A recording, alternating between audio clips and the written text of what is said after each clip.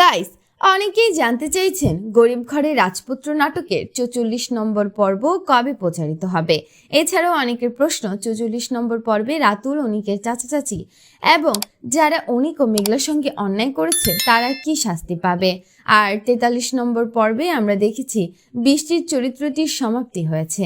বৃষ্টিকে এভাবে হারিয়ে অনেক দর্শকই ভীষণ কষ্ট পেয়েছেন। অনেকেরই মতামত ছিল বৃষ্টিকে এভাবে শেষ না করে যদি শেষ পর্যন্ত সাব্বিরের সঙ্গে মিলিয়ে দেওয়া হতো তাহলে দর্শকরা আরো বেশি সন্তুষ্ট হতেন। তো ভিউয়ার্স, আপনাদের জানিয়ে রাখি যে গরিব ঘরের রাজপুত্র নাটকের ৪৪ নম্বর পর্ব আর প্রচারিত হবে না, কারণ এই সিরিজটি ৪৩ নম্বর পর্বেই সমাপ্ত হয়েছে।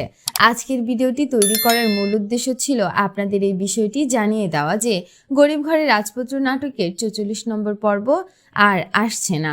তবে আপনাদের জন্য রয়েছে আরেকটি সুখবর।